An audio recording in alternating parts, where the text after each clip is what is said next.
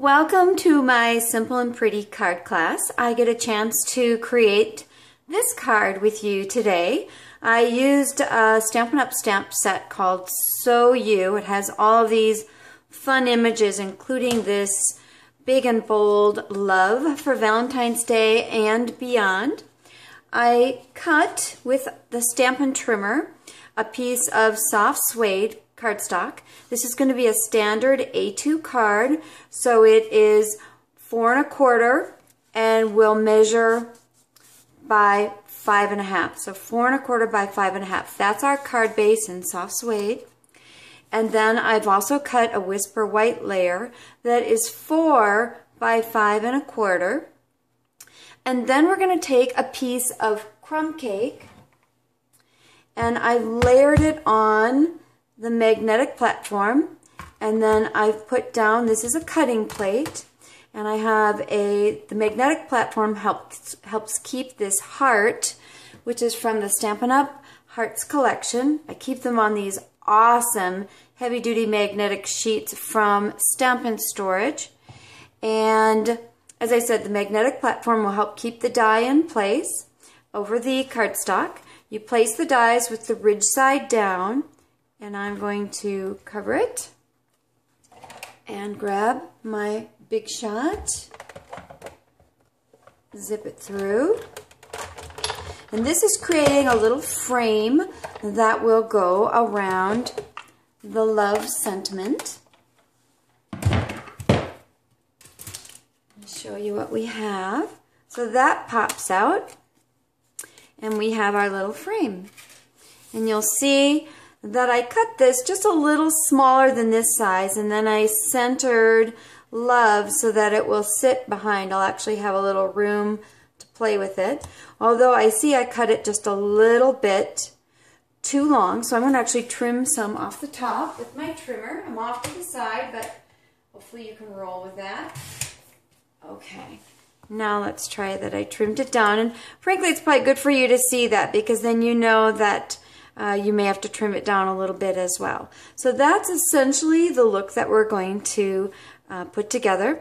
This was heat embossed with, first stamped with Versamark, and then I used white Stampin' Emboss powder and a heat gun or heat tool to make that all happen. So I'm going to get some Stampin' Dimensionals. And a little tip for you, some of our framelits when you cut will leave just a little bit of a ridge. Now you've got a couple choices. You can certainly use a bone folder, and it will make a big difference to press fairly firmly. I've got this Stampin' Dimensional on my finger, so I'm not pressing that firmly, which will help rub out the ridge. I prefer to just flip it over, and then it's pretty much ready to go. So I'm pretty generous when I want to get a nice framed effect with some shadowing, so it really truly looks 3D. I make sure that I put plenty of Stampin' Dimensionals on. And you want to get them kind of close around the cutout area so that it has a lift and that it doesn't look totally flat. And be generous with these guys. They're not expensive, and what a wow factor, right? I truly adore them. Oh, you know what? I'm going to stop for just a second. Before I proceed, I'm going to pull these off. And I want to put the ribbon on. So I've still got the little backing, well, at least on most of them. I've got the little backing, and I'm going to go ahead and put some ribbon together. This is our 1/4 inch cotton ribbon. It is just a delight. Absolute delight to work with. And then I have our craft scissors that I exclusively use one pair just for cutting ribbon. So I'm just going to tie a simple bow. I'm going to just make sure that the ends are about the same. I think they are, hoping. It's always a little different when I'm doing the video because I'm at an angle, but I will do my very, very, very best. And I'm going to pull it pretty tight. Okay, and then I'm just going to do one loop on one side and wrap it around and bring it through. And hopefully we will have a pretty bow. And that one's a little short, so I'm just going to shorten the bow. I probably didn't have them quite even, because you can see that one tail is longer than the other. So I'm going to work with that, because I think it'll still look cute, just in a little bit smaller size.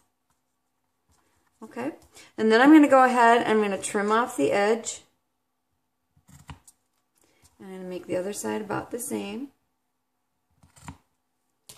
And I'm going to just so you know, just like everybody else, I zhuzh these a little bit to make them pretty. I think that looks really, really sweet. And if you want a little added security, you can add a glue dot to keep it from sliding up and down. I tuck a little glue dot underneath the knot. And then just allows me to kind of place it down and keep it in place. So hopefully that's helpful for you. Now back to our Stampin' Dimensionals that I started putting together. And I'm just going to move, I'm going to actually cheat just a wee bit and put part of the dimensional across the back of the ribbon. Some of you may do that, but again it just helps resist any urge to slide that it might have. Oh, I don't want to move it up though in the process. There we go. And then I just punch down with my nail. Helps kind of slide it up. Very easy, very straightforward. And I've got little hexagons all over the place.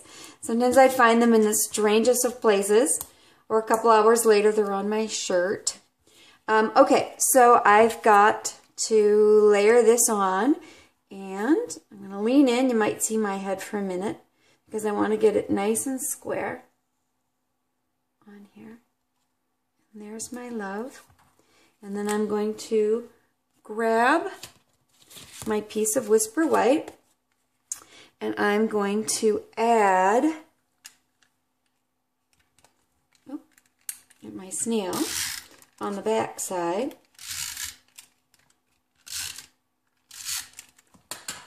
And adhere it to the Whisper White.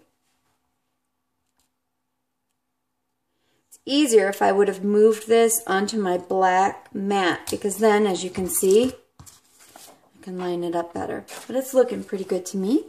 And then the last little layer is going to go on the card base. Very, very simple.